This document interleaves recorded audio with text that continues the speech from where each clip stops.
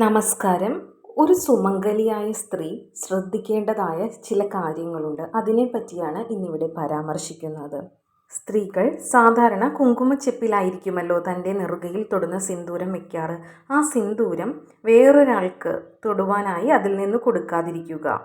അതായത് വേറൊരു സുമംഗലിയായ സ്ത്രീക്ക് സിന്ദൂരം നെറുകയിൽ വയ്ക്കാൻ സ്വന്തം സിന്ദൂരച്ചെപ്പിൽ നിന്ന് കൊടുക്കാതിരിക്കുക.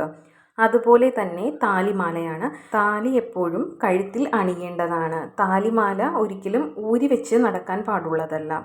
താലിമാല ഒത്തിരി വലുതായിട്ടുള്ളവരൊക്കെ ഇപ്പോൾ താലിമാല ഊരി വെച്ചിട്ടാണ് മിക്കവരും നടക്കാറ്. ഇങ്ങനെയുള്ളവർ ഒരു മഞ്ഞ ചരടിൽ കോർത്താണെങ്കിലും താലി സ്ഥിരമായി കഴുത്തിൽ അണിയാൻ ശ്രദ്ധിക്കേണ്ടതാണ്.